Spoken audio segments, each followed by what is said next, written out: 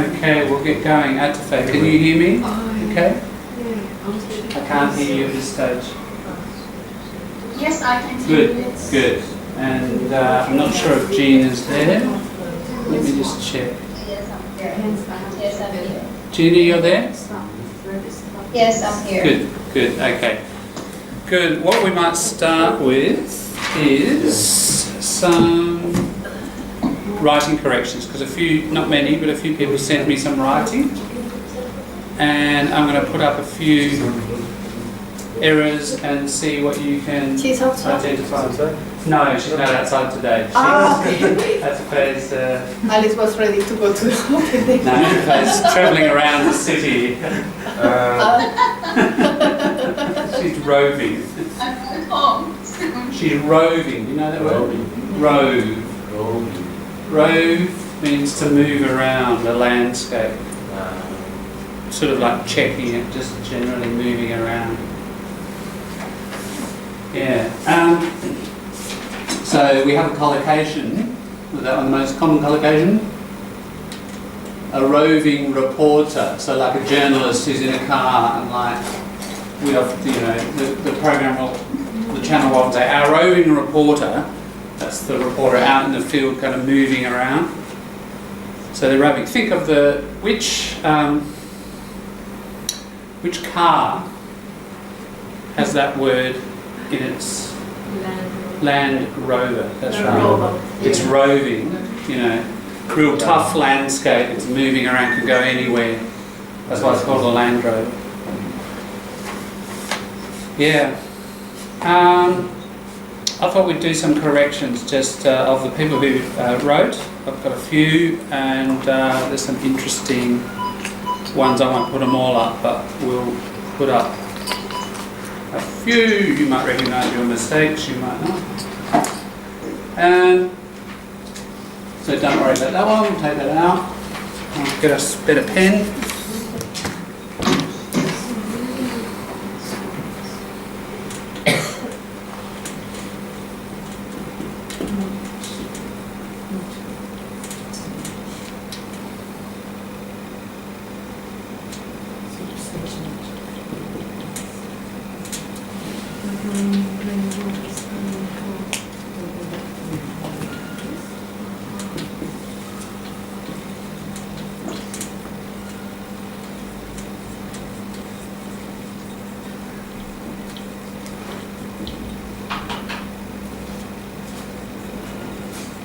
Now, today we might make it a little easier. I'm going to underline the problem areas, so that makes it much easier, doesn't it? Because we'll do it a bit quicker.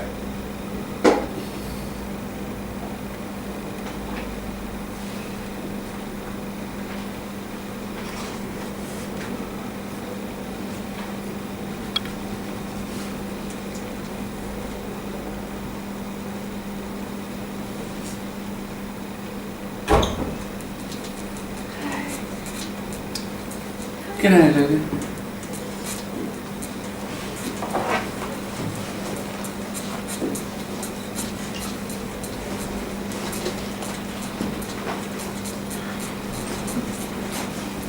Con frío.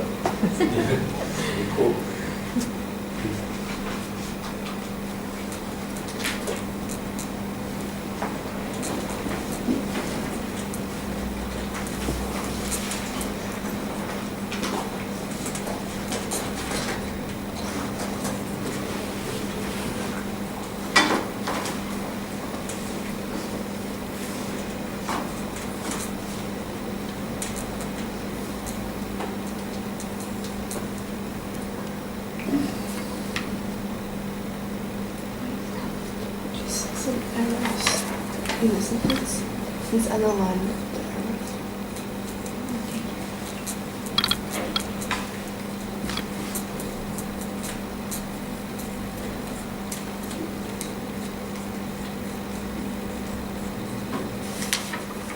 Not that dark, because I need a really dark one for the sky was. That's better.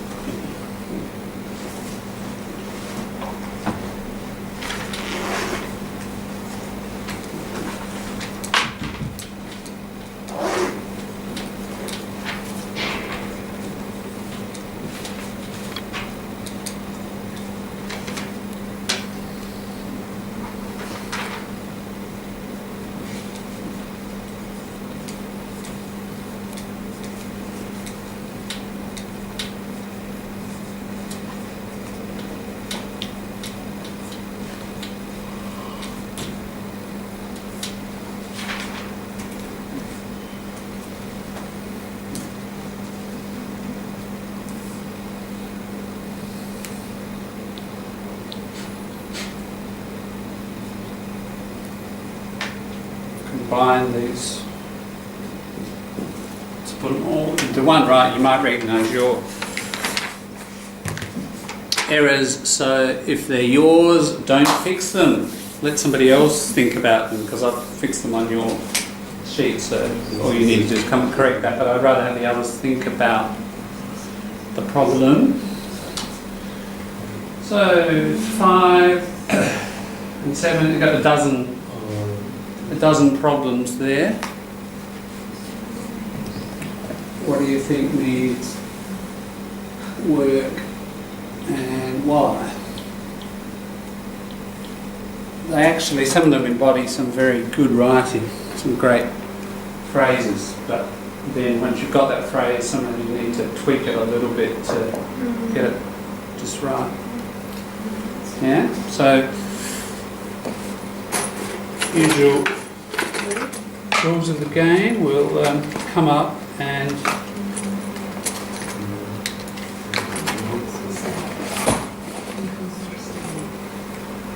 throw you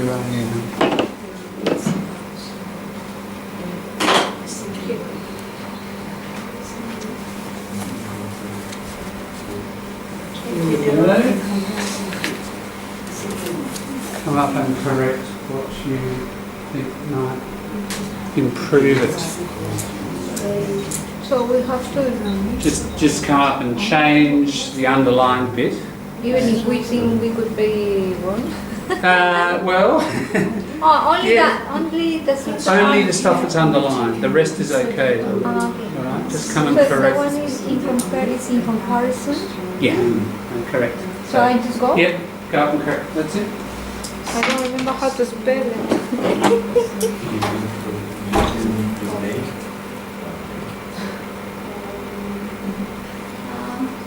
Do you spell comparison? Comparison.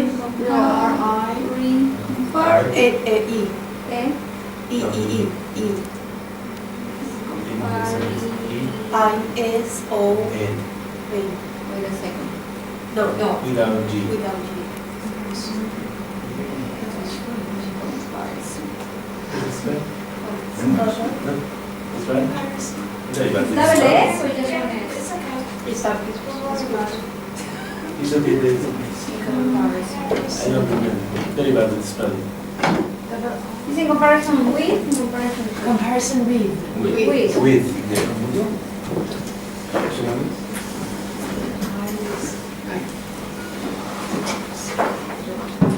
I think it's compared. I don't know.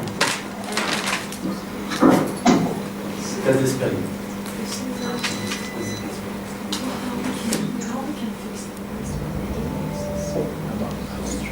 Is a comparison with or to? It's with, in comparison with. With this.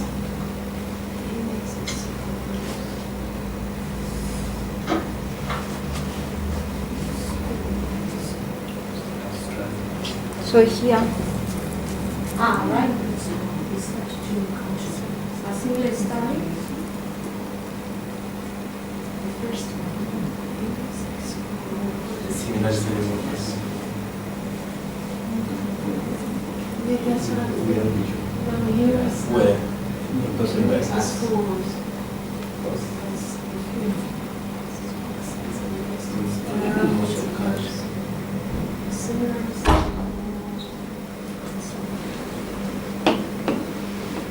Cultural.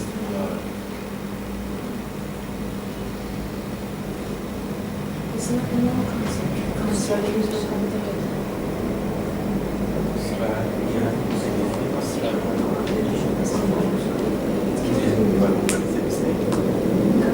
About the abstract.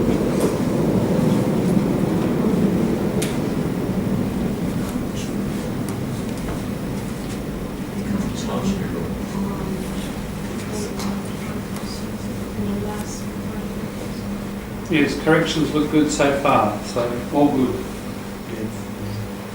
All good. Keep going. More.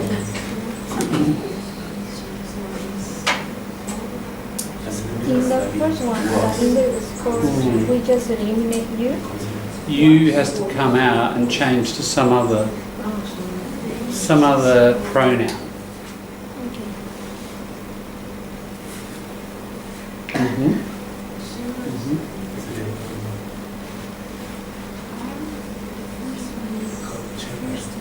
Culture is linguistics. Culture.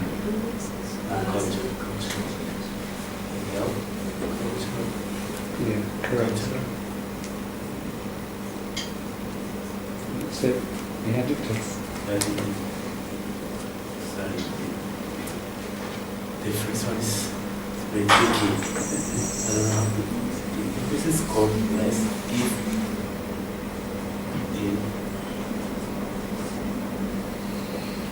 Alright, whatever guesses you've got in your head, doesn't matter. Any wild guess, remember that qualification? A wild guess. So you've been careful up till now, just go and throw up anything. So Any I can guess at all. just eliminate that words for just words. You wouldn't just eliminate, you've got to replace them with something. Which one then? Number one? Number 4, 4. writing thoughts in. Yeah, the first one, you could eliminate it. Would be good.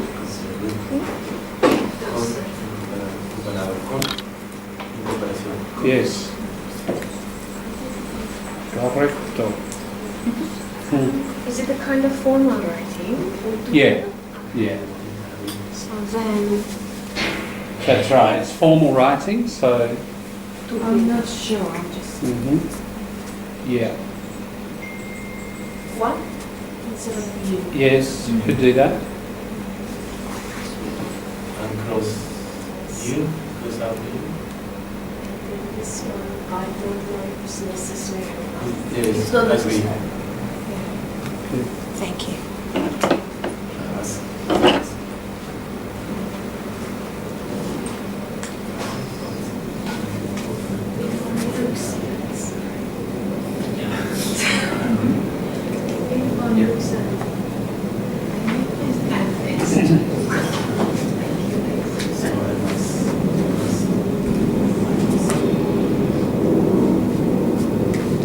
True. Good point, Lewis. You change that, you have to change that. Good.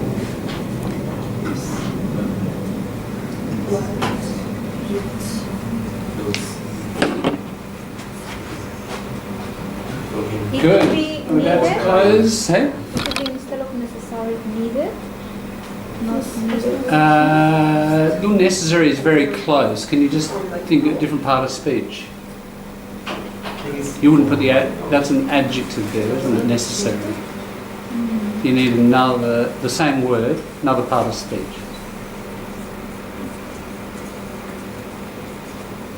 Need.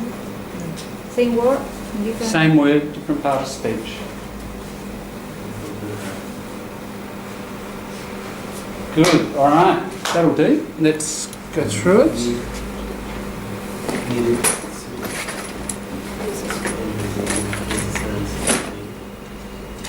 Yeah, because it's formal, you'd say, don't write you when you're writing formally, when you're speaking generally about some situation.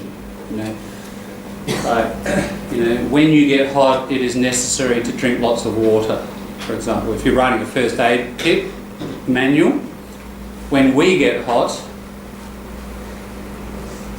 it is necessary for us to drink. So you throw it out. It's very spoken. It's sort of a lot of year 8, 9, 10 kids are still writing that in science, you know, and they need to shift to that more adult, more impersonal, less spoken.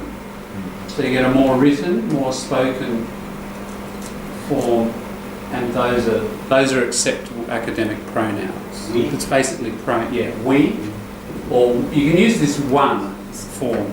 Don't overuse that because it can sound a bit So it's- too formal. So is the index scores with less or us? Sorry. Thank you. Scores us. The object form. Thank you. Sorry. Yeah. The index scores us less. If we look at, or if one looks, you can use one and one. That just stays the same.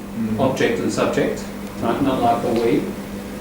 And if it's one, as Lewis corrected, it would be looks, wouldn't it? Or if we look.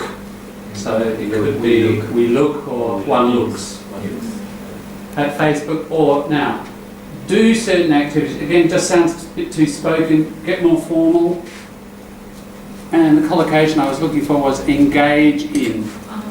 It's generally the most common formal way of saying we do an activity. So you engage in an exercise or an activity. Or another one, undertake. You can do those. Not undergo, undertake. So undertake is the active thing. Undergo is like somebody does it to you. Like you undergo surgery. You're more the passive recipient. But undertake, you're the actor, you're the agent. That's the difference. So either of those work there. So it's just getting that more formal, professional style to things. Can we use take certain activities? Not really, no. You don't take an activity.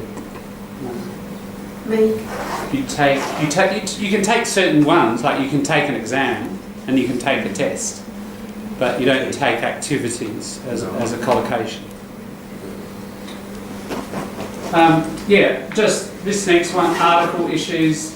It's one identity, regarded as one identity, so it's the. Yeah.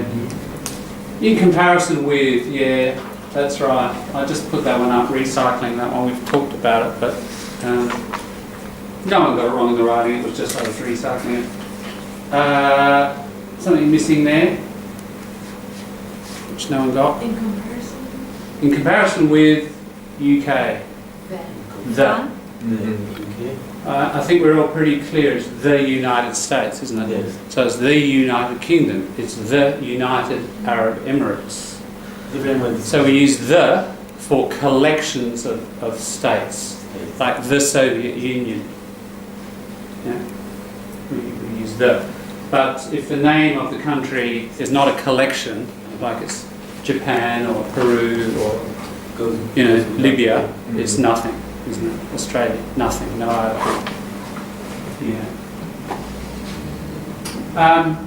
Also, article issue here. Now, similar.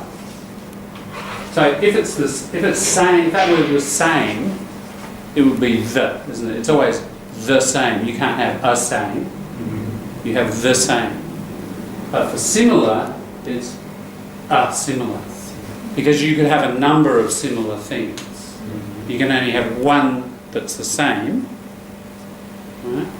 One other possibility is the same, but you can have a number of similarities. So it's one of a possible number of similar states. So you say a similar, not the similar. Yeah. So sometimes there's that confusion between the same and a similar. Now, well, it wasn't so much that issue, it's just that adverb. Just put it there. You concentrate more on something. He concentrated more on his violin practice than he did last year. Yeah. So, yeah, but generally more goes straight after your verb. He thought more about the possibility of applying for the job. Yeah. So just put it after your main verb, that one, not before. And yeah, culture, the adjective is cultural. And I just brought that up because, yeah, there was that mistake, but also it's a bit tricky because in diploma we talk a lot about culture shock. And if you think about it, it should be cultural shock, shouldn't it? Because it's an adjective. But for some reason, I don't know the reason, it's just culture shock, and that's the collocation, you know, and it's an exception. And I don't think there's, you know, with that word, there's no other sort of exception. It's always cultural as an adjective, except for culture shock. Writing thoughts into words, yeah, just because you're speaking generally. It's not the word, if you said the words that I really want to express, then you put the, because you're supposed to modify it to a particular special bunch. But here, you're speaking generally, has become a broken habit altogether. Now, great use of altogether. Right, you can write all together. That's a different meaning. So, we are all together in this room. It's that one, isn't it? We are all together. Two separate words. But all together, as an adverb, is written like that, with one L, and it's one word. That's a common native speaker sort of secondary student error, or sometimes a bit higher. What you need to do with that is, it has become, you put it at the beginning, there's your noun, that whole thing. Broken habit. It's a very nice collocation, very nice writing. You have a broken habit, I think you can see, if you haven't heard it before, you can get the metaphor of it, can't you? It's not something you've been doing every day. You might do it a couple of times a week and then once, and then, you know, it's just irregular. Now, it's a very nice use of altogether as well. It sort of means, in this sense, it means totally. An altogether broken habit. It's like really broken. But you just need to put it before. There's an adjective and there's a noun, isn't it? Adjective. Noun. Yeah, so it's actually working as altogether broken. It's actually working as an adverb there. Yeah.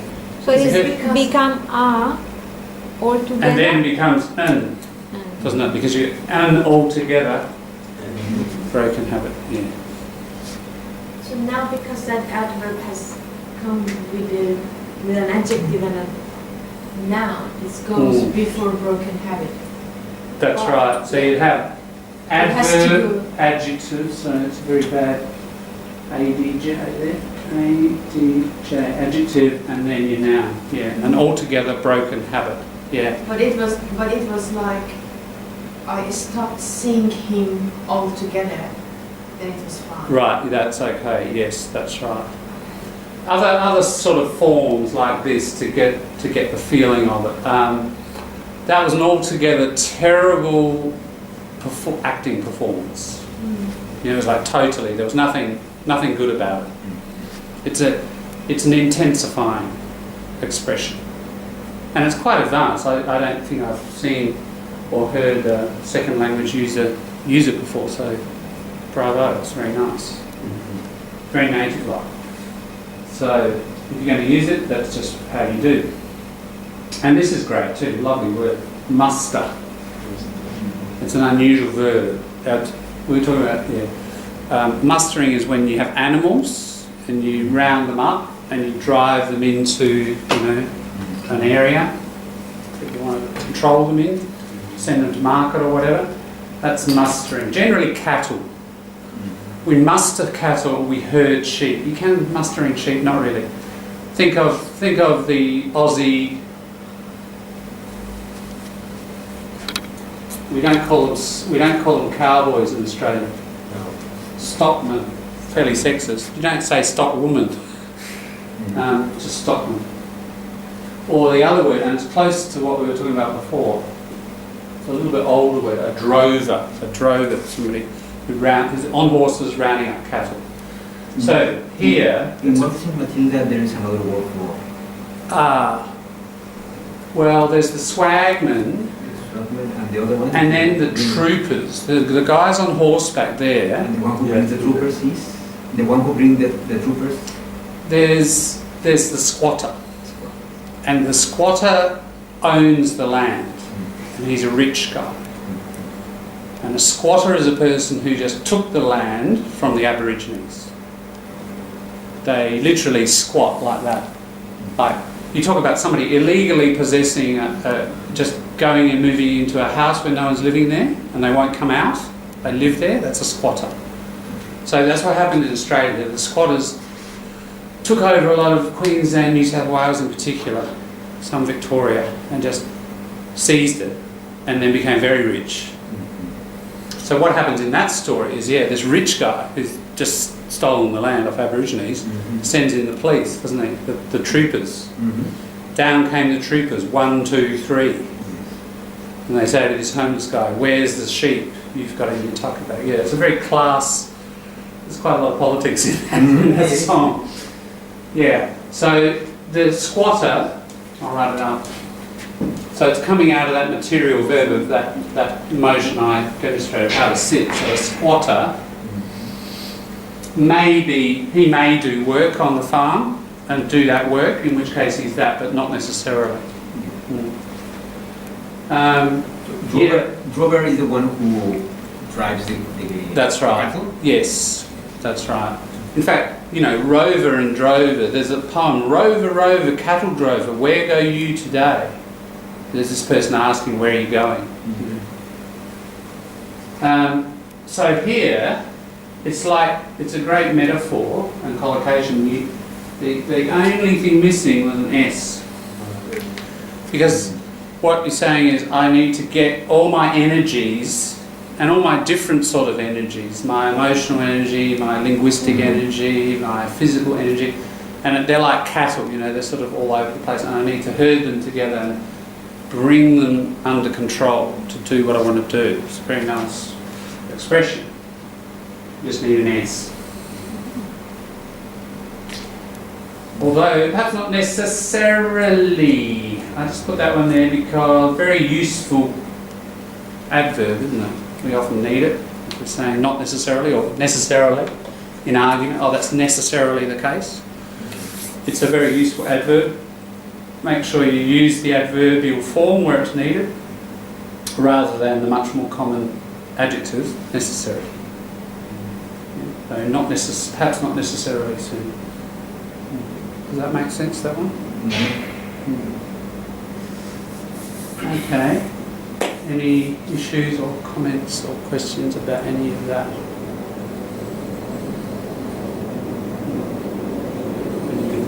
I need to keep working with that kind of reduction because Spanish doesn't make sense necessarily soon.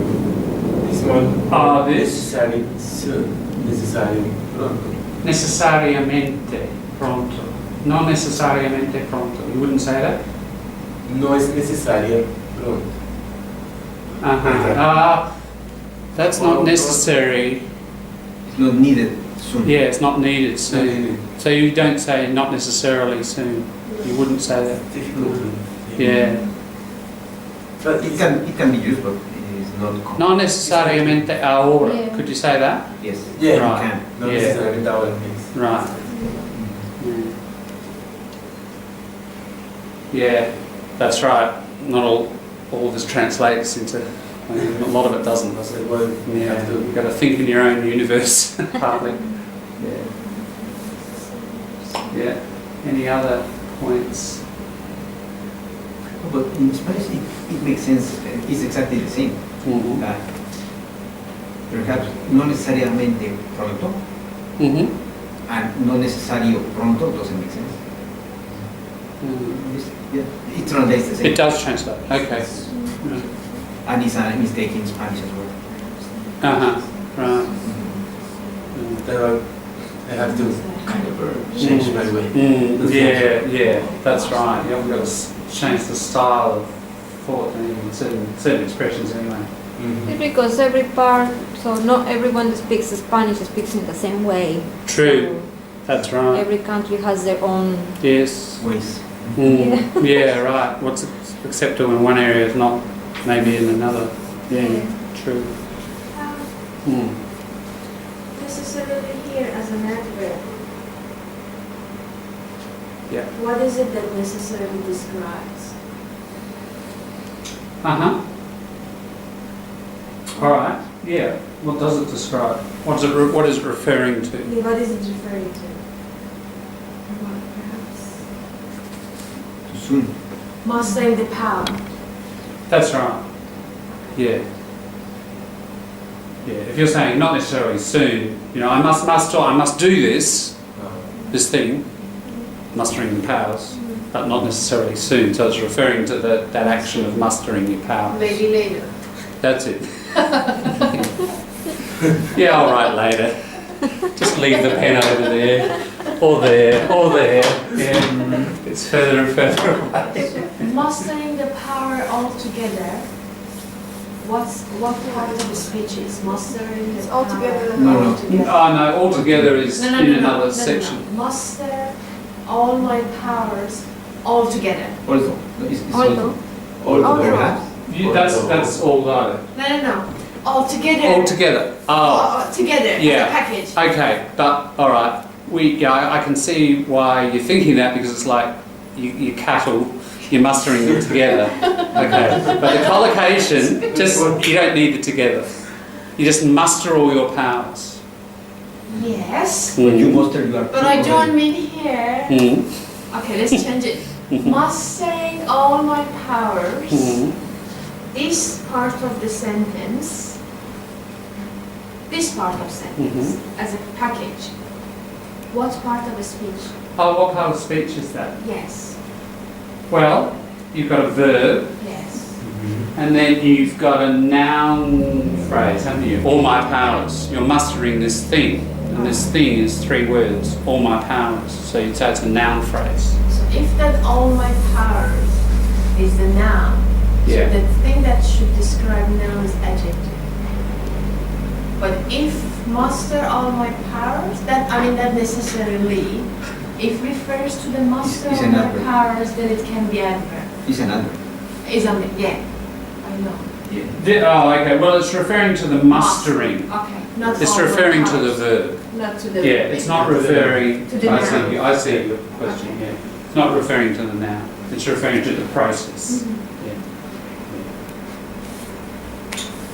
Good. Now, those sort of things arise, and we can talk about them, and I can give you specific feedback on if you do the writing, guys. So please, do it. I mean, I'm around till July 20th. I'm happy to, if you want to, because you're you're enrolled in this course. That's part of the course. Like, keep practicing. Do you remember? Because I haven't made reference to it again since I gave it to you.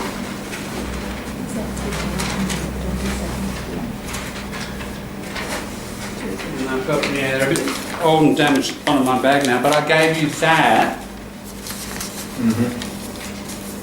right at the beginning of the course. I didn't really explain it much, and maybe now's a good time, and maybe again when we start again in the term. But that's a weekly schedule, because if you think of all the things we've done now, we haven't completely finished, we're going to do a bit more tonight, but listening to native speech, say, reading articles, doing some writing, reading some fiction and collecting interesting and useful structures from there, all the different genres, non-fiction, fiction, purely verbal speech, and observing and collecting ideas from that, and writing, some extended pieces of writing, 100, 300 words or whatever. the idea of this is like, if you want to make progress, really, you make a schedule and you say, all right, Monday night, you know, I'm going to sit down and write. Or if you want me, in this case, to correct and get back to you probably a bit earlier, somewhere on the weekend, you know, you might do the writing. Wednesday, if you've got Wednesday morning off, oh, that's the day I'm gonna, you know, sit and listen to some Aussies talk and whatever. Just make a schedule so that there's something happening every day, really. Because remember, right back at the beginning of the lessons, and since then I've referred to it a few times, the whole sort of iceberg thing, it's about ultimately dividing that bottom of the iceberg up, isn't it, into Sunday, Monday, etc., a day of the week, and being very conscious about practicing. I think it's a good, you know, you're obviously going to be practicing English because you're swimming around in it everywhere, but then there's a different quality of practice you get by just that focus on one area, you know, whether academic writing, formal, or listening really carefully to the Aussies, not like you just listen sort of at the workplace, but really sit down and listen and get out a transcript or something. It's a different level and depth and quality, you know.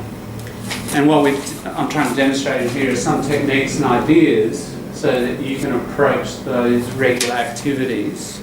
Say, I mean, if you could get an hour, even start with half an hour a day, you know, that's a good habit structure to then build. And if you manage half an hour, you know, and you get a different pattern of activities, and then try an hour. You know, once you've got that stable for a month or so, I know life keeps getting in the way all the time, and no doubt it will change, but just keep trying to return to it or move it somewhere else, you know, move it from AM to PM or whatever. And then as we explore other things during the course, like next term and beyond, you know, the thing will keep filling up, because if we do it in here and we do it once and then it's kind of left, you know, it's sort of 3 months later and you haven't kind of done it again, you're obviously not going to get the same level of benefit, you know. That was the idea of that sort of little thing, you know. Anybody not got one to try out? I mean, you can obviously make your own anywhere, but it was just like, I thought, you know, to increase the probability that you'll do it. It's just that psychology, isn't it? And look, it's like anything. It's very similar to things like, you know, going to the gym. You know, it's hard, isn't it? Unless you say, all right, well, every Wednesday, that's what I do, and then you just kind of get up and you automatically do it. And if you have that schedule there, I think psychologically, oh yeah, it's Thursday, therefore it's, you know, academic reading, whatever. I'll get into it. You'll find it easier to do. So I encourage you to actually write it, not just think it. The act of writing it psychologically kind of commits you to it more.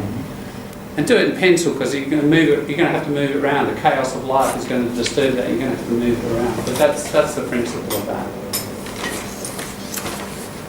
All right. So and linked with that, of course, is if you can establish a day a week or a couple of days a week or whatever where you do your writing. Maybe you know, just example.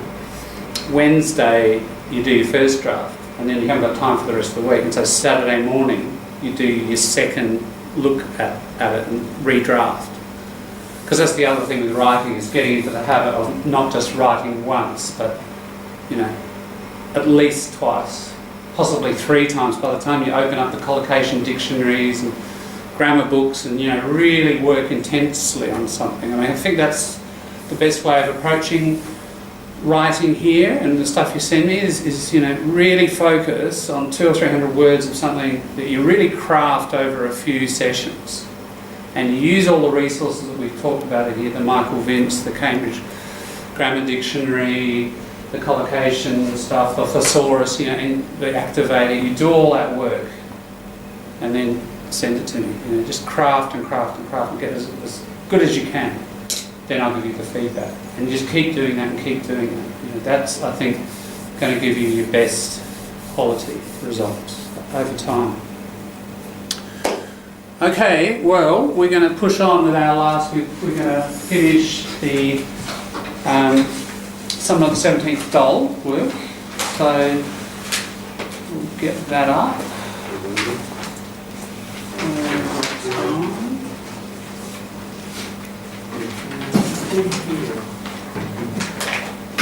I'm lost now, here we are. Oh, by the way, yeah, that there, I was just talking about Michael Vince, which we might do a bit tonight on prepositions. And I found a PDF of it, and it says there that it's got the ounce key in the back, so I've put that up on the group.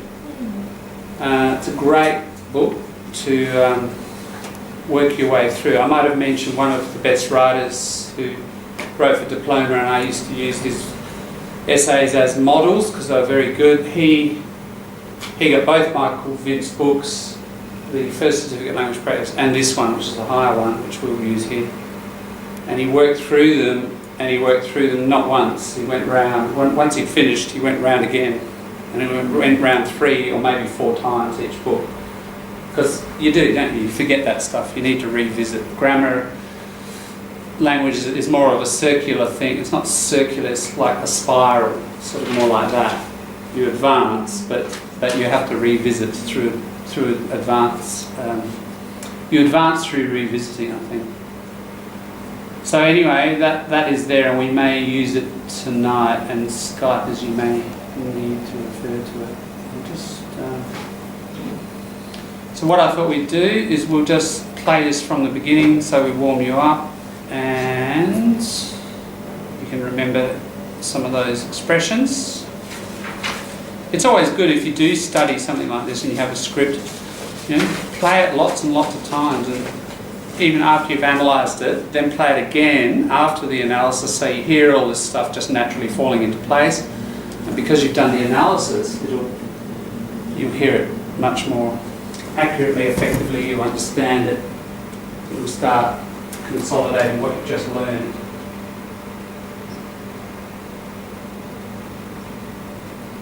So again, what I'm trying to do here is demonstrate, we're practicing, Aussie slang and collocations and pronunciation and so on. But again,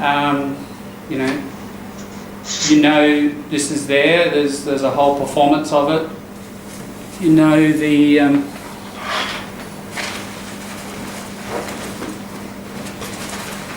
play script, wherever it's gone. You can find that in second-hand books, shops, pretty much most places. And it's a really good resource. If that's your focus, learning what Aussies mean when they open their mouths, then it's a great resource to work through. You've got the print, the text, you've got the sound, you've got the performance itself, which is going to give you some context as well. All of that packaged with, I'll just recycle it again, your 2 best slang dictionaries, at least for Australia, the Dinkum Dictionary and the Macquarie Dictionary, your top Australian dictionary. And for more general slang around the world, English, Urban Dictionary. That'll cover American, British, New Zealand, anything. I don't know, does Urban Dictionary, I've never looked at it, does Urban Dictionary have other languages slang as well? I've never explored it. Or is it just an Australian thing? Just an English thing? I think it's just English, but I'm not sure. Slang. You know all language? You know all language? No, that website called Urban Dictionary is a very good English slang website, but I'm just wondering if you can somewhere in there find like Chinese slang or Spanish slang or other forms. I don't know. I reckon I have seen few formal books for new expressions that young people use now. Right.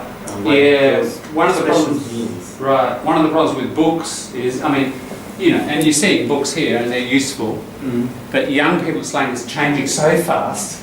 By the time you put out a book, some of it's new. To be honest, I don't recall a Spanish slang dictionary. I actually do have a book of street Spanish. But it's old now. It's all changed. And no, I was just asking whether that particular website had a pull down and you can select other. There are some, I have seen some monster slang websites which have slang of many, many languages. Maybe that's how you can keep up with your native country, isn't it? Because that, I've heard the comment so often, I went back and people are speaking differently. Yeah. And I'm sounding like an old person because I don't know all the new slang. It's true. Yeah. So maybe a way to keep up with, find the slang websites. It must be less now with all the television series that are coming out and they're making drama and stuff and there's using that new slang and that's obviously spreading too. Alright, shall we go from wherever they begin to talk? Not there.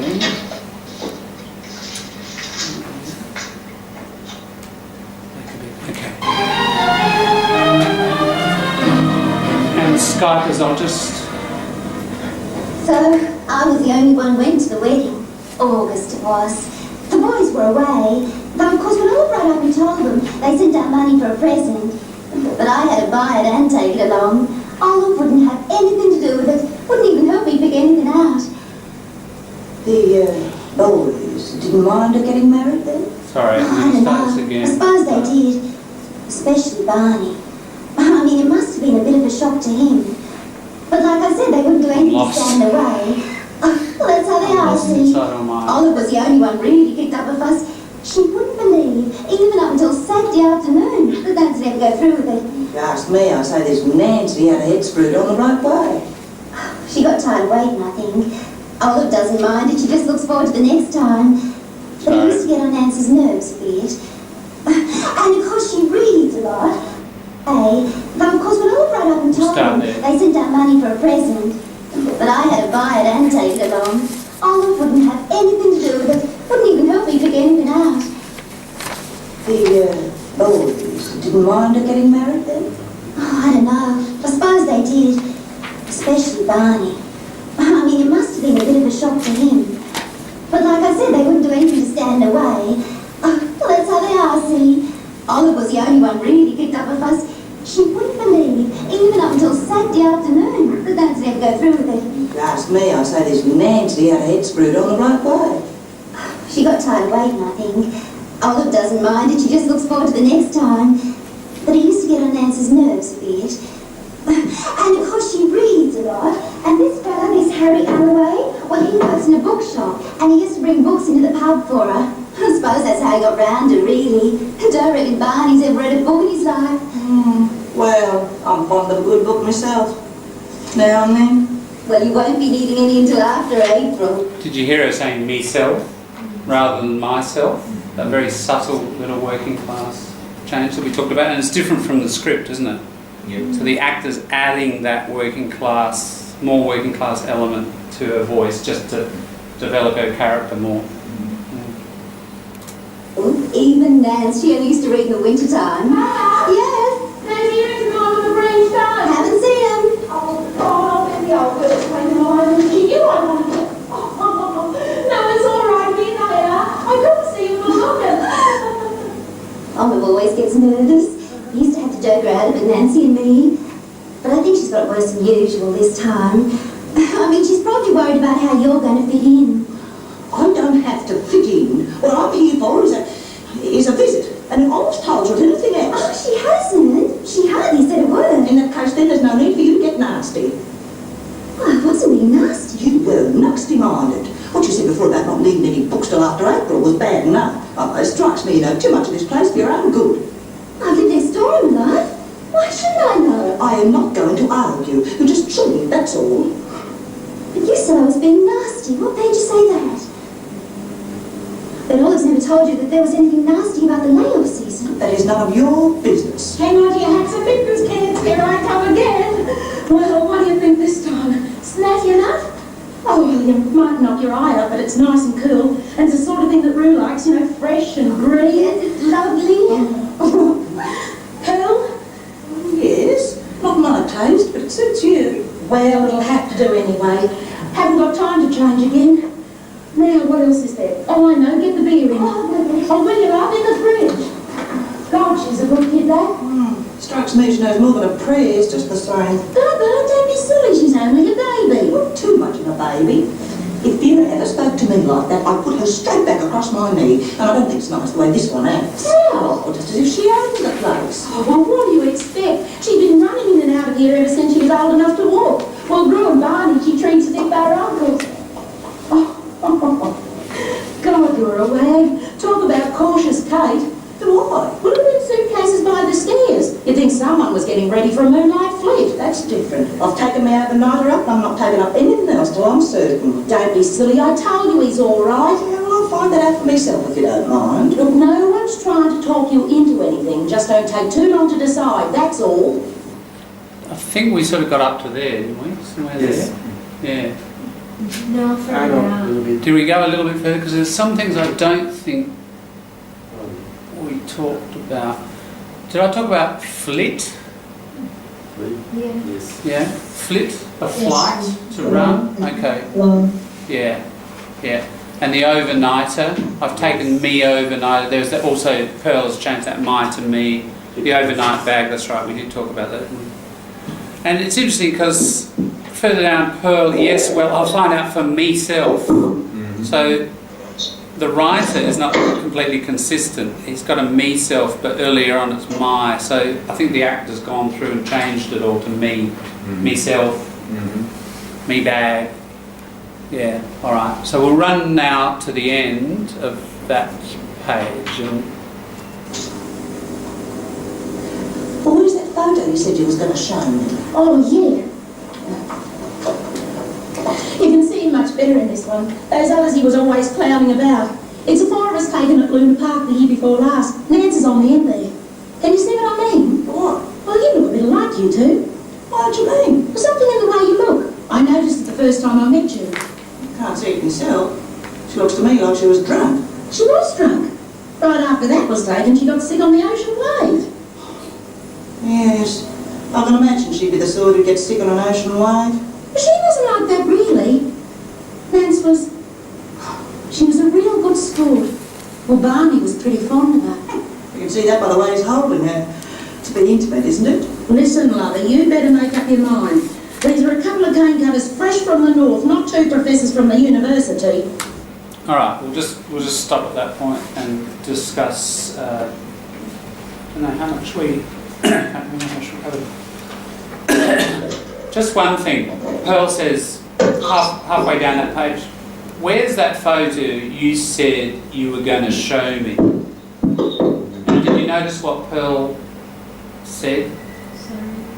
It's halfway down, pretty much, and Pearl says on that page, where's that photo? Can you see that? Yes. Yeah. Where's that photo you said you were going to show me? But the actor, I think we got up to here because I can't recall talking about the change. There was a change the actor made, the one who's playing Pearl. Now, we know, we've talked about how she's trying to make her speech more working class. And she changes it grammatically.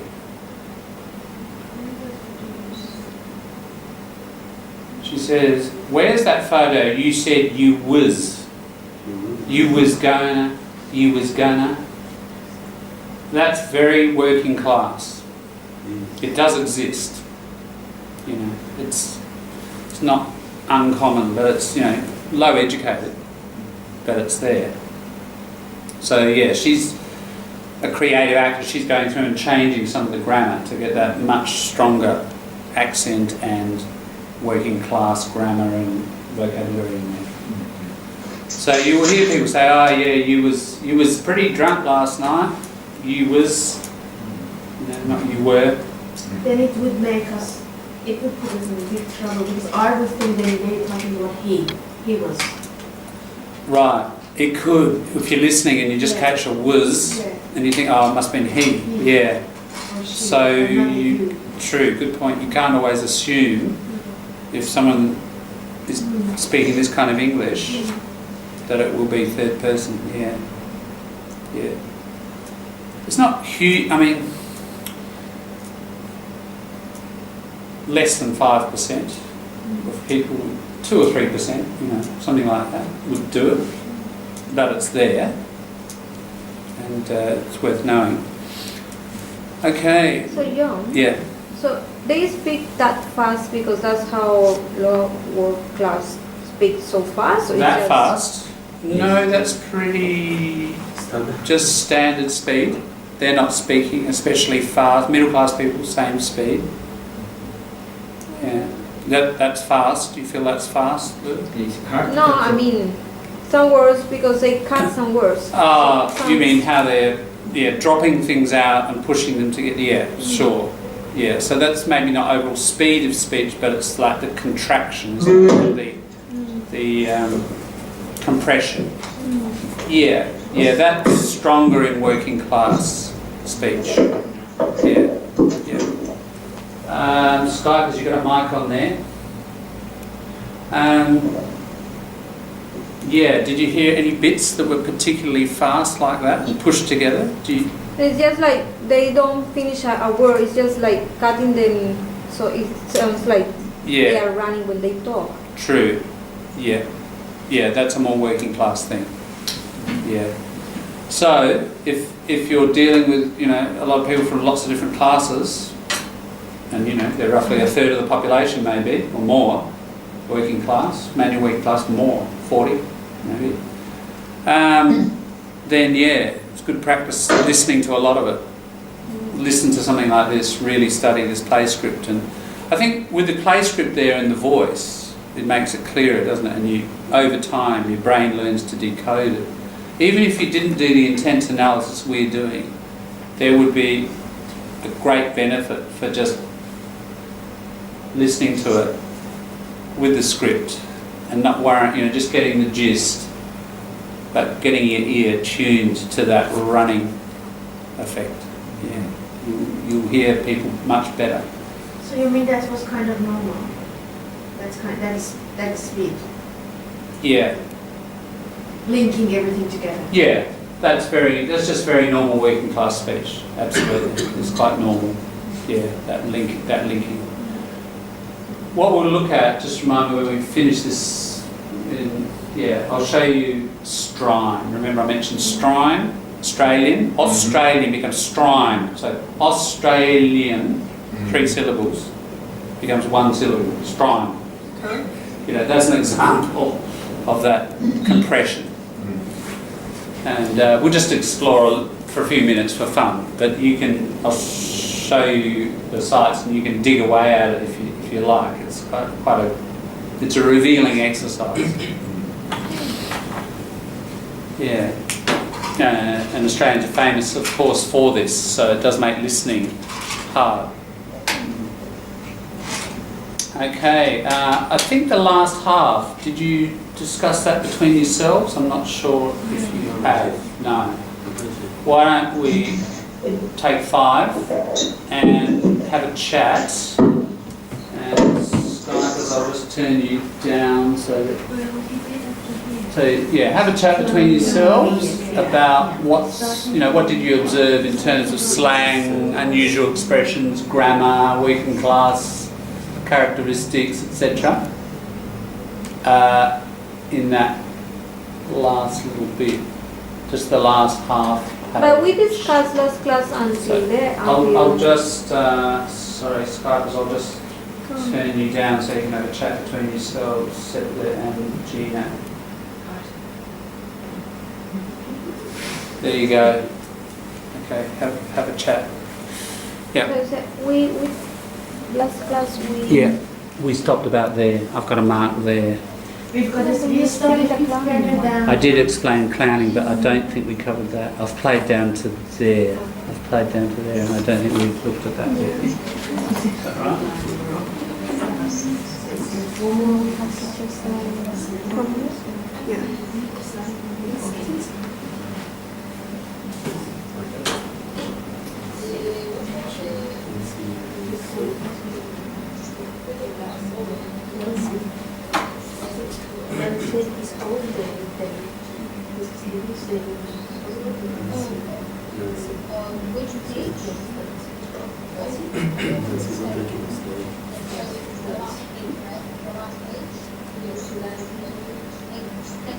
Here, we can see much better in this one. Those others, he was always clowning about. So he was always clowning about those others. So there's an emphasis here. Those others first. Yeah. Instead of always clowning about those others. So it's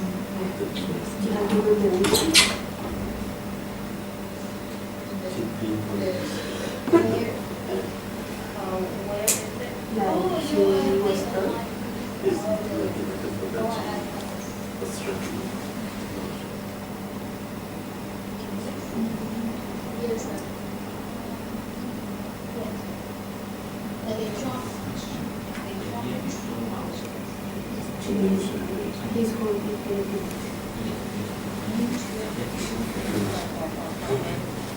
She got see the ocean. Yes,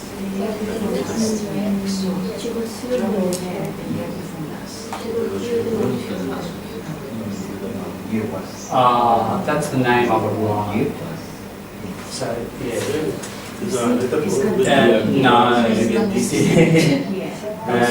Yeah, no, it's not in this case. Because see that in Luna Park? Yes. You know Luna Park in Sydney, it's Yeah, a famous. we know what it's yeah. So then there's all the names of the roles. So the ocean way is It's like it must be something that sort of makes you go up and down. She got sick on it. She was drunk. she got see But the ocean way. yeah. Yes, so this could come against those others.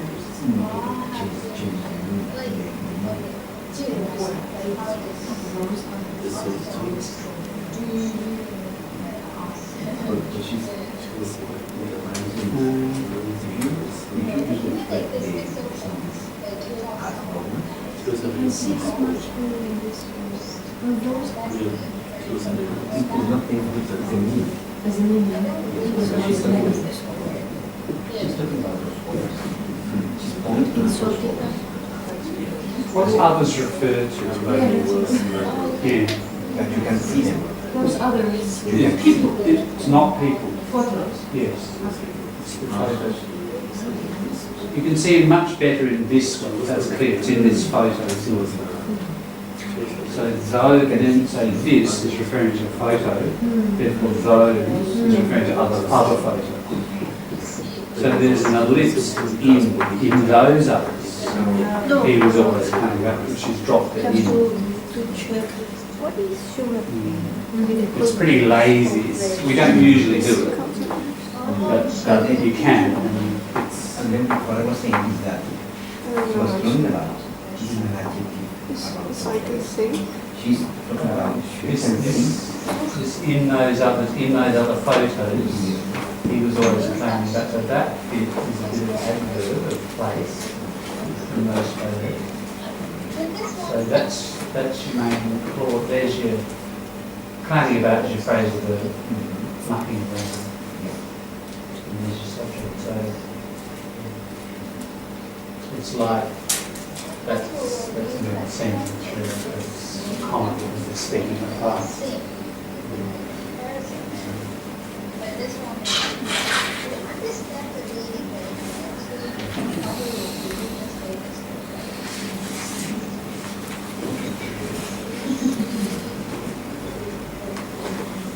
So, yeah.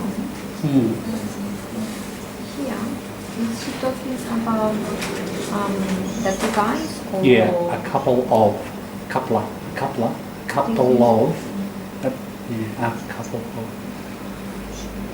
She's talking about the two guys.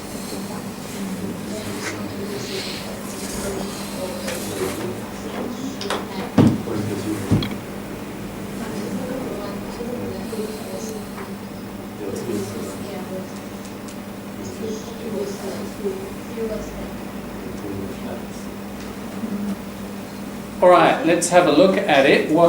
Any observations here of I should say Luna Park. Luna Park is the fun fair place in Sydney, isn't it? It's just on the north side of the bridge there, quite famous. It was in existence back in the 50s, I think back in the 20s or sometime. So they're talking about Luna Park and going on the rides. The Ocean Wave is the name of one ride. Yeah, so some thing that goes up and down like you're on the ocean wave. And she got sick on it. John, Yeah. about that sentence, Yeah. is the four of us at Luna Park the year before last? That last word in that sentence. Yeah, where is that? Oh yeah, It's the it's first the four of sentence. us at Luna Park the year before last. Yes. Yeah, now the year before last year. The year before last year. Yes, and yeah, that's right. The expression is fully the year before last year, but no one ever says it. That's what it means. But that second year is ellipsed, and we say the year before last. It's a common expression. We can say the month before last, the week before last.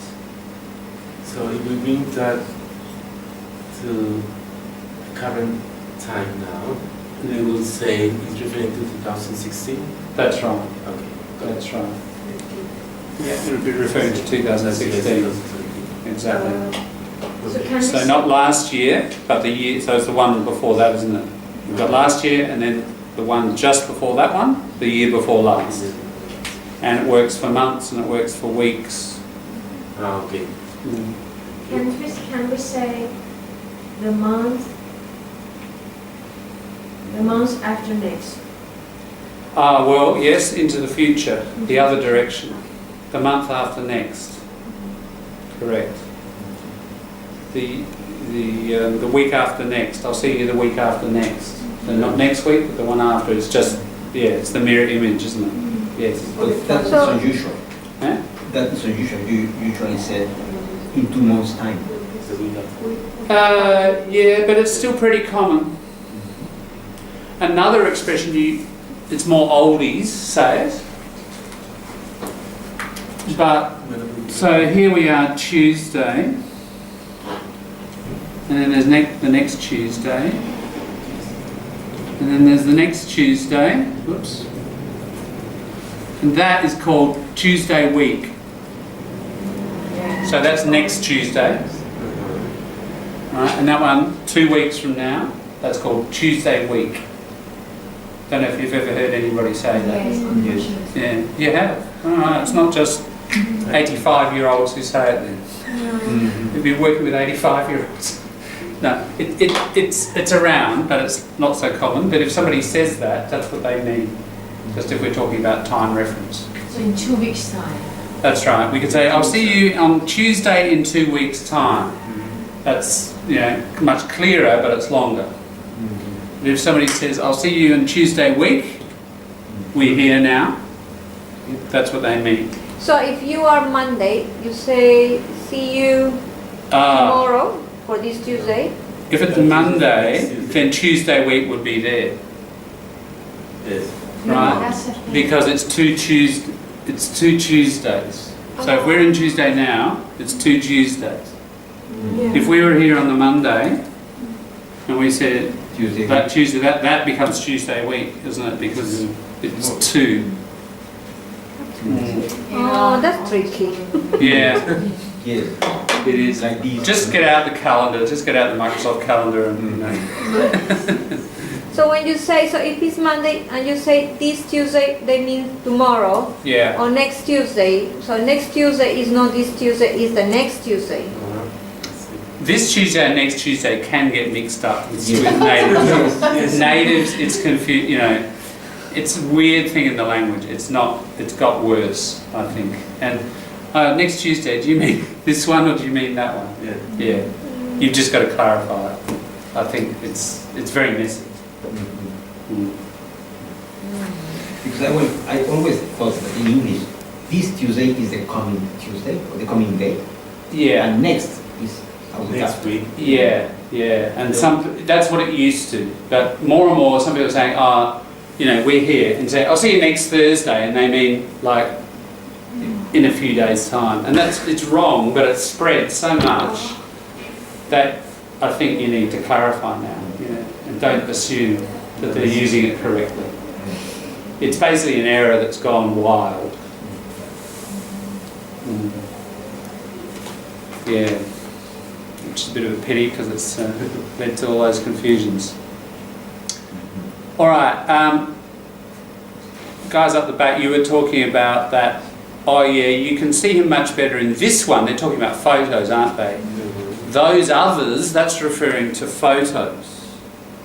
And there's a little bit of lips there. In those others, in those other photos, he was always clowning around, mucking. Do you know the expression mucking around? Mm-hmm. Mucking around, fooling around. Mm-hmm. Mucking around, very, very common amongst kids. Oh, come around to my place and just muck around, just have fun. You know the word muck? What it means? It's like joking or... no, just by itself, muck is a noun, and it's horrible liquid that, is on the floor, and that's muck. It's a it's not solid. Something solid is not muck. It's sort of semi-solid or liquid, and it's undefined as nature. You don't know what it is. It's just muck. I'll clean up that muck. But so muck around. Yeah. At the workplace, when they say don't muck around, do the job. Yeah. They mean maybe that's right. Stop having fun. Get serious. Get down and do something. Yeah.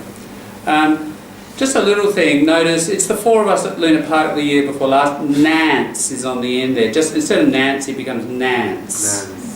So there's that opposite tendency of like my name John. Some would say Johnny as a kind of familiar thing. But if you've already got a Y, Nancy, the familiar form is Nance. So you get the reverse happening. Yeah, and that can happen in English.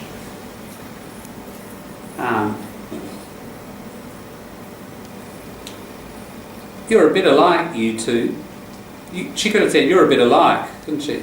But you two, there's that little tag repetition, just to emphasise. Pearl frowning. How do you mean? How, and it becomes a j. Like how do you mean? That's how an Aussie would say. How'd you mean? How'd you go? How'd you go? Yeah, exactly. G'day. Yeah, these are all contractions. Yeah. So the do you becomes j quite commonly. How'd you mean? Pearl also further down can't see it, not myself, but she changes to me-self again. Mm-hmm. Can't see it, me-self.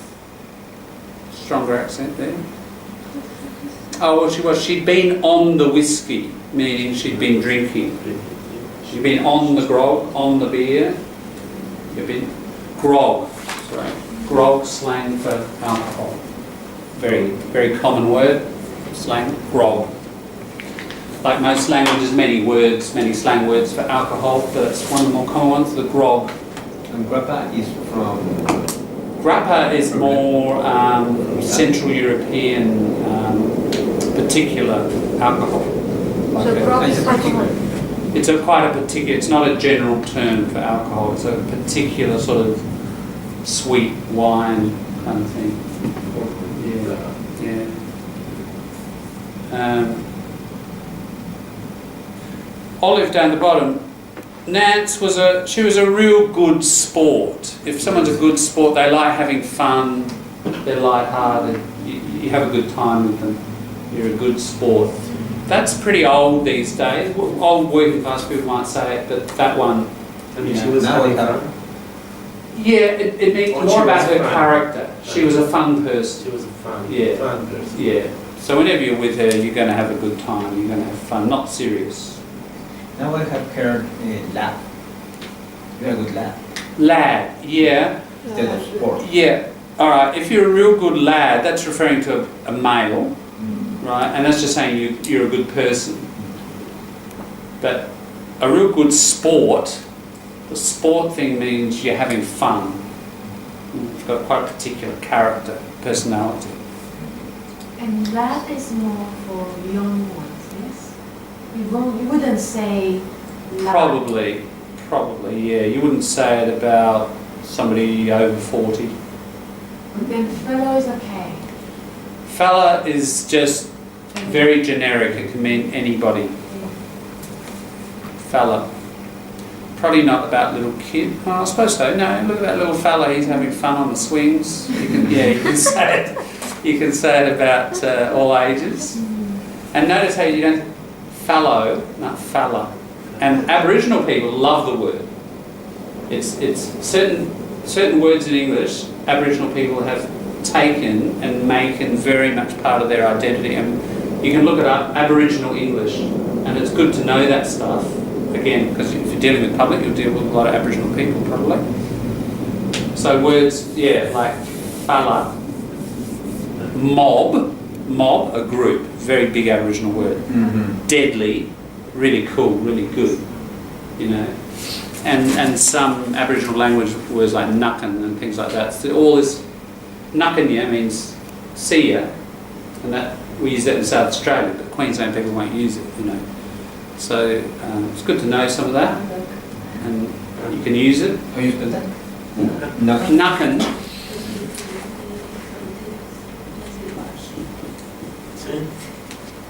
Nuckinya, and then see ya. It comes from Nurrungiri, down around Victor Harbour, Gool area. But yeah, mob, because you know, very high context culture. They're into groups and family. So us mob. Oh, which mob are you from, sister? You know, which group? Oh, I'm from Narranda. You know, I'm from Alice Springs, or oh, I'm Nurrungiri, or whatever. So mob. Your mob is very important for your identity. Mob, like M-O-B? M-O-B. It's also an English word, a mob, a group of people, a crowd. In academic writing or sort of more formal history, the mob are those groups, like think of the French Revolution, you know, and the Parisian people when they attacked the Bastille, the violent crowd, the mob, the revolutionary crowd, rioting, that's the mob.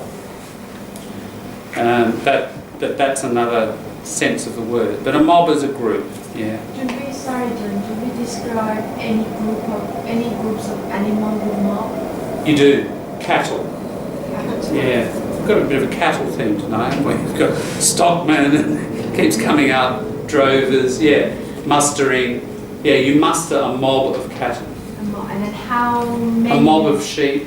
How many? I mean, that's, Yeah. I mean, let's say 41. A small group? A small group. Look, no, like under a dozen isn't really a mob. It's sort of quite a large group of like 20 and above. You've got a mob. Yeah, but the fella, so in Australia in particular, and you might see it in comics and elsewhere, it's often written like that, fella, instead of fallow. And Aboriginal people use it a lot, fella. White fella, black fella, yellow fella, you know. Yeah. Don't use it to Aboriginal people. Don't say black fella. They can say black fella, you can't. Right? Because it's got a colonial, racist negativity about it, you know.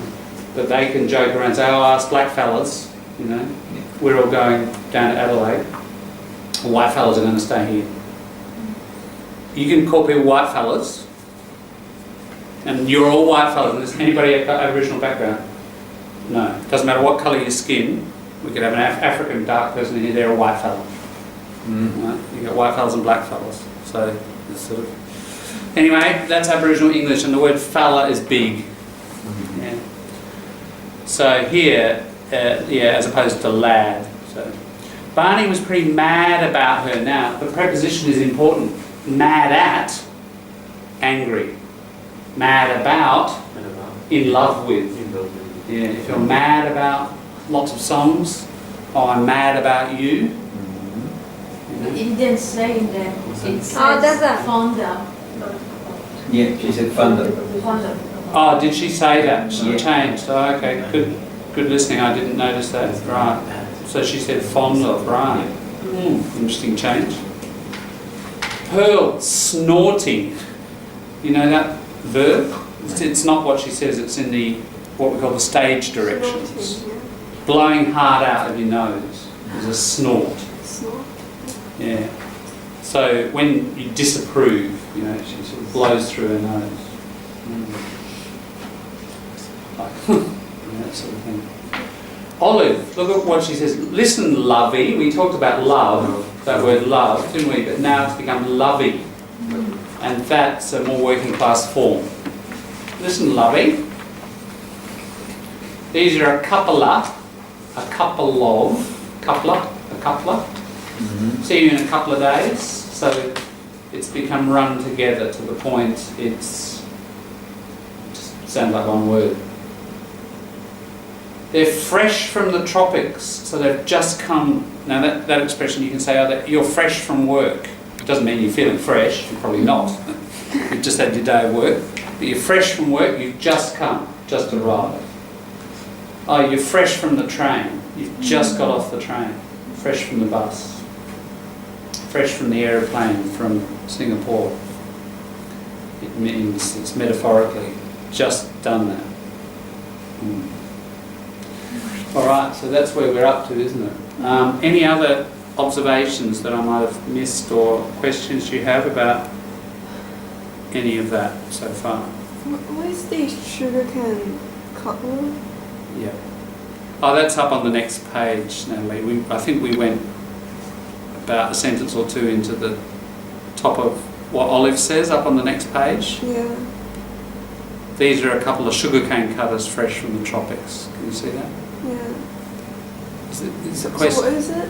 Huh? So what is it? Oh, well, sugarcane is sort of like bamboo, you know, big, tall stalks, a stalk. A stalk is like a stem, you know, and it's high stuff, and they've got to cut it with machetes. So in the old days, anyway, manually, it's really hard work. So it's machine. So they're farm workers cutting sugarcane in Queensland. Yeah. Very tough work, and historically, it's good to know, well, sad to know, there was slavery in Australia in the sugarcane fields. And a lot of people from Polynesia, the Pacific Islands, were driven into debt through various colonial economic practices. And then they said the only way you can pay off your debt is, you know, you come to Australia and you work in the sugarcane. And of course, the wages are so bad that you never get out of debt. And you get stuck, you know, in this cycle. And it's basically a slavery. And that had a term, it was called blackbirding, because I guess the people were dark, they were black. And you know, thousands of people today are the descendants of people from Samoa, New Caledonia, those areas. Yeah. We had our different forms of slavery. Aboriginal people were slaves on the stations. And, you know. Yeah, so it was quite a phenomenon. But as we can see, there are white fellas in there too. All right, we'll run the rest of it and push on. I'll just, Skype as I'll share your screen there. Move to...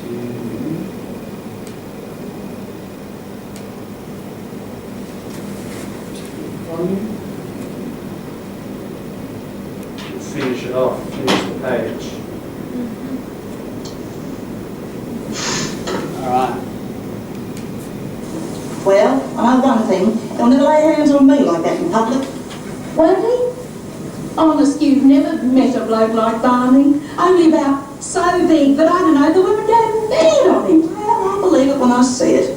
Didn't seem to stop her going off and getting married. She made a mistake. Well, who says? I say. Marriage is different and Nancy knew it, just because there was no hope of hooking on with Barney. Her own fault. I'll guarantee she made herself cheap. So long as a woman keeps her self-respect, any man will marry her. I wouldn't bank on a curl, not with Barney. No, I'm not anticipating anything, believe me. But Roy told me it's about time some decent woman took this fella in hand. Well, I don't reckon I've ever heard of anyone with more reasons to get married in all my life. Maybe I shouldn't have told you. Ah, don't worry.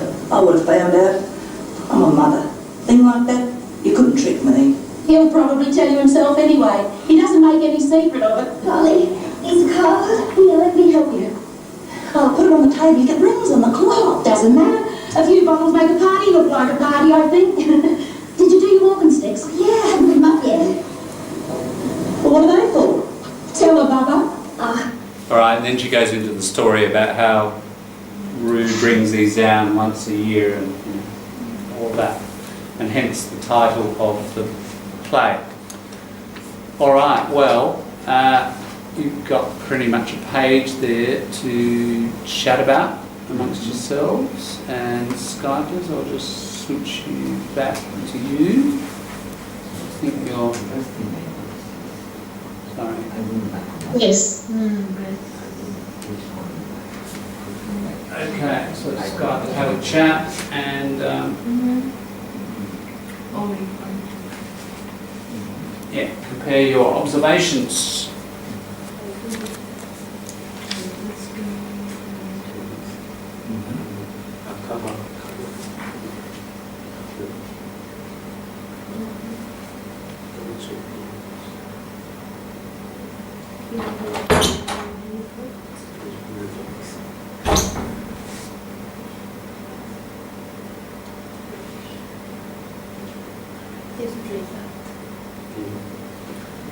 I can say it's very fresh from the past.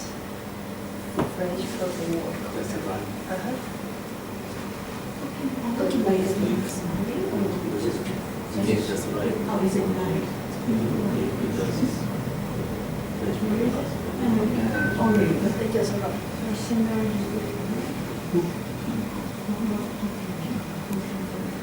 not just a sort of regular relation. There was no hope. There was no hope on cooking. There was no hope on making.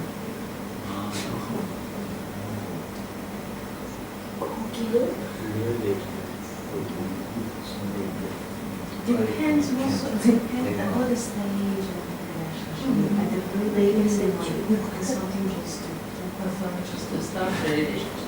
So then the relationship will further, but then if someone is like married, then that can maybe in the marriage. Because they've been in a relationship for a while, but they're not in a marriage. But they say that Nancy knew it just because there was no hope on cooking on balance. Yeah, I say, yeah. Yeah, because we're talking about the marriage. Yeah, cooking on It's just that we can do some Yes.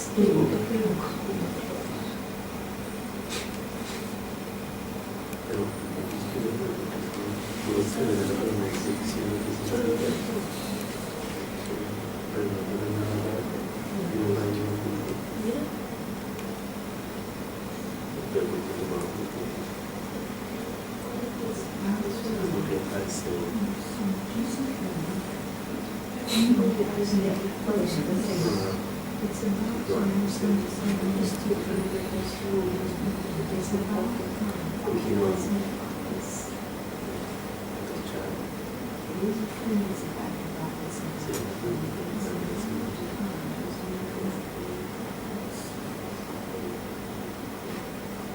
it's a time now. It's a time now. Maybe it's a bit late now.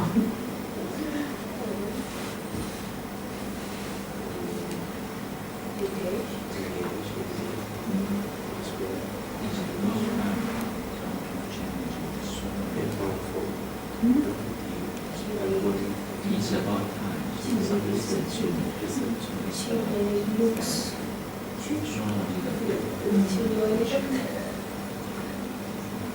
Easy one. Interesting. Yeah, I think this one.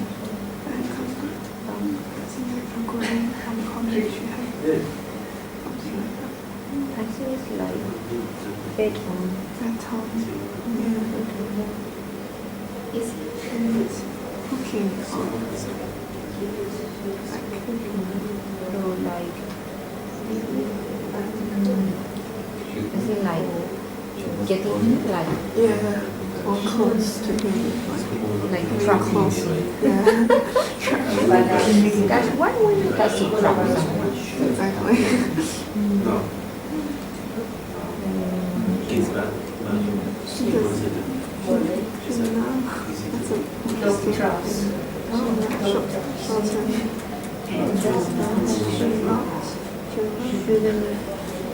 Should not.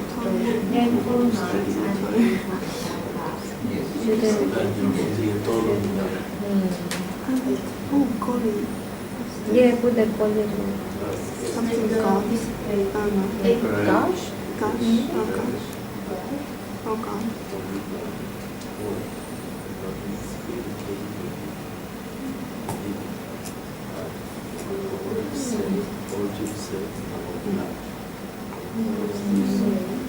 A party. Look a party. Like a Look party. like a party. Yeah. Like drop off words. Only about something. Yes, I took this one as well. I don't know what happened. It's like something shorter. Only about something. I don't know. Do you know? I don't like it. Is this one person?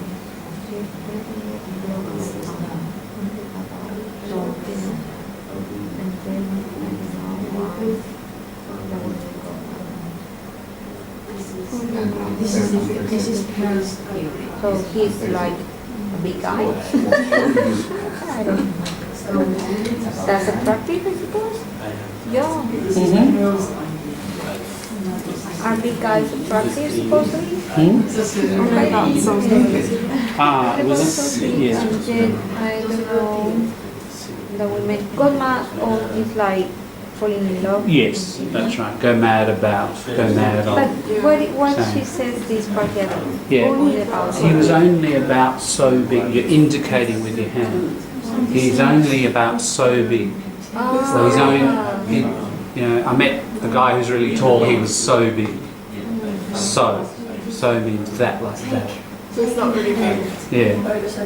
Well, you know, I found a little pencil that was only so big. Yeah. So it's just an indicator. Small. It's just really short guy.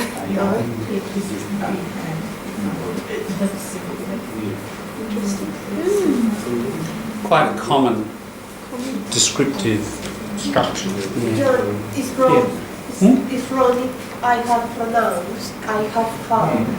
It's of the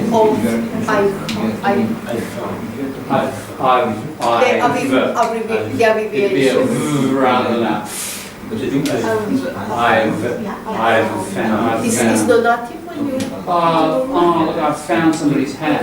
You know. I have found it's not non-native. It's just natives who tend to do it. If you don't do it, it's clearer. You sound. No one would notice. Oh, that sounded formal. But if you kept doing it, all of those kind of add up to a sort of formal personality rather than if you're contracting a lot. It'll give you a less casual feel to your language and therefore the way people perceive it. So it is good to contract and push them together where you can. Or rest. Rest. There's something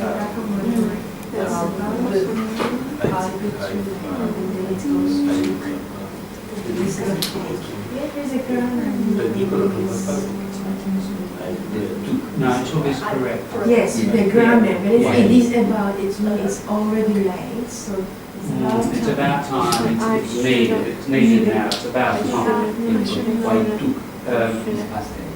Yeah. Because it's like sort of like a second condition. It hasn't happened. It's an unreal tense. It's time. If we said it's time we went outside for some fresh air, that went is unreal. We're not out there. We're in here. So it's the same sort of tense that you use in a second condition. It's what we call an unreal tense. what if we say it was about? No, you can't say about the time. It was about Ah, Is that let's go? it was about time. She thought it was about time that he studied art. He still There's a normal thing. It was Yeah. about past. Yes. And Why do I if have this? both things went into the past, then you'd say it was about time, but that one wouldn't change. That would still stay in the past. Where's the other one?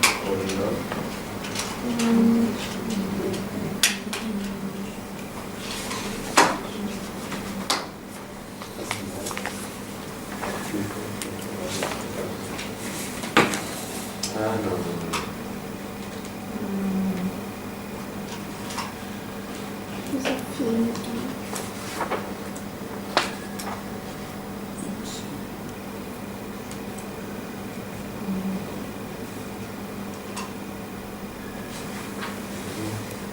See,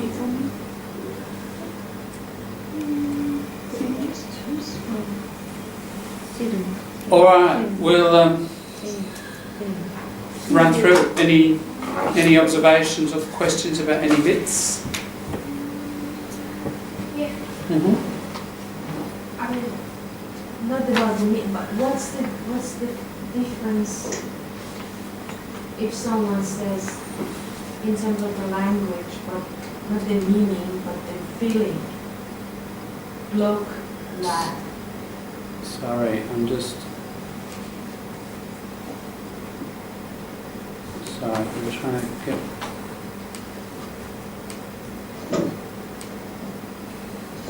Speaker's muted. Hang on. Can't seem to get my speakers unmuted. You can't hear me, Skypers, can you? No. You can hear me? Yes, You can. Okay. yes. Good. Good. All right. No problem. Sorry. So go again. Bloke and. Fella. So, Right. Oh yeah, because Olive uses bloke. You haven't met a fella like Barney. You haven't met a bloke Never saying met a there's no real difference in connotation. and nothing cultural. Yeah. Okay. Bloke. We can make an adjective out of it, and it might give you some sense of the noun. If somebody's blokey, if somebody's a very blokey sort of person, they're a very typical working class guy, and they're into those typical things. So a blokey guy, you know, might go fishing, into the footy, drink some beer. It doesn't mean they're macho necessarily. They're just fairly male in their interests, you know, culturally, if you like. The opposite would be, you know, we say a snag, a sensitive new age guy, or a metrosexual. That term, so it's sort of playing on the idea of heterosexual, but metro, as in city, urban, more sophisticated, educated, you know, more concerned with their appearance, a bit more feminine. So you got blokey, you know, oh, he's a blokey bloke. Oh, he's more metro, you know, or he's a bit of a snag, and they're kind of opposites. Yeah. So snag, sensitive new age guy. It's a humorous term, but just to give you a sense of bloke. So bloke has that sort of feel to it. You know, it's that typical working class person. So I saw a bloke, so it means, doesn't necessarily mean that. It tends to give more of a working class image. If you said I was talking to this fella, that could be kind of any. So the bloke is a bit more working class feel to it. Yeah.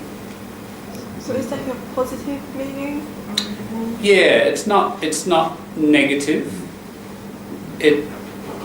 It's just, it's not sort of neither positive nor negative. It's just, you know, that's how they are. Yeah. It's certainly not negative. It's not like, you know, you're saying they're very male and therefore, you can say somebody's macho, you know, it's male in a sort of negative way. Yeah. Like in a sexist way. But blokey doesn't necessarily imply that. It's more about their interests and manner. on with Barney. What's that one? Okay. Hooking on with Barney. Oh yeah, hooking on, yeah. Hooking, so it's that metaphor of a hook, isn't it? So in other words, getting married. Hooking. Today we'd probably say hooking up with. You don't hear hooking on so much, it's more hook, so you can change it if you like to current. Yeah, you hook up with someone. Not necessarily marrying. It's like, you know, you live together or you're in a permanent relationship. Could be marriage, but you hook up, you become boyfriend, girlfriend, whatever, you know. Go steady, that's a very American term. We don't use it. It hasn't crept in yet. But it will. But it's the same sort of meaning. Yeah. Notice the mad here. I don't know, the women go mad on him. We wouldn't say that, you know, it's more mad about. They said mad about earlier. And yeah, so that's a bit old. It's talking about Barney, aren't they? Only about so big. That so is like she's indicating. And you remember when, if you saw her, the image of her, she was gesturing, she was indicating. Oh, only about this, it's like this big. Sorry, up near the top there. Olive, won't he? Honest, you've never met a bloke like Barney.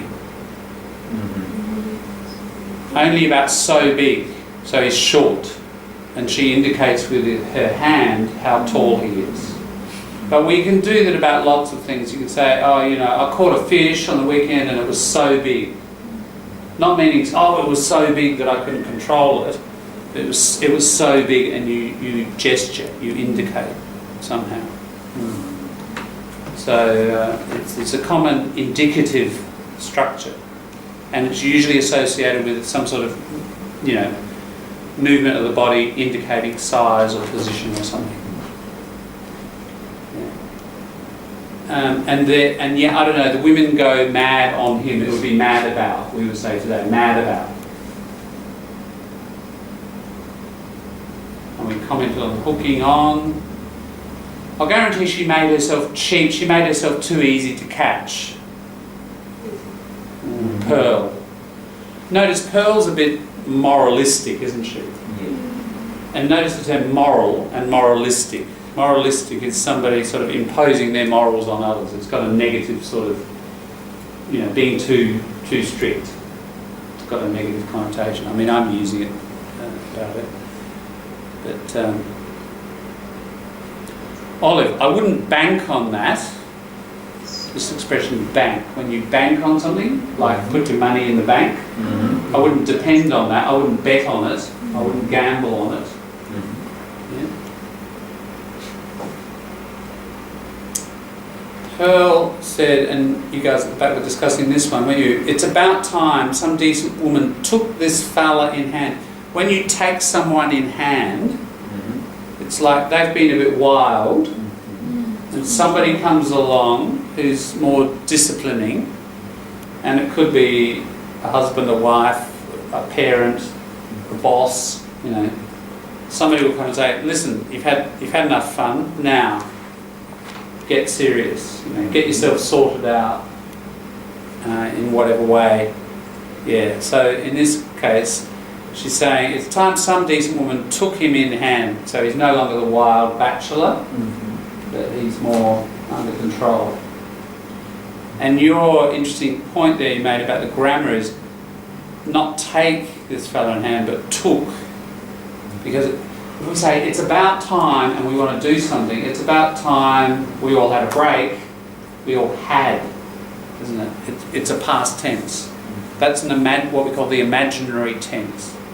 It's the same tense that we use in the second conditional, and we use it in the third, about the past, for the third. But they're both imagined. They're not happening now, and it's not actually happening. The opposite is. So we put it we use the simple past, and that indicates to the listener or the reader, it's not real, it's imagined. It's not actually happening. So Barney hasn't been taken in hand. He's still wild at this point. Yeah. So it's a pretty common expression for suggestions. Oh, you know, it's time we all went for a walk. Yeah. I mean, it's about the future, isn't it? Like in 2 minutes, you know, it's about time we went for a walk. It's sort of not logical. It seems not logical, but that's the imaginary tense working. It's about time you did your homework instead of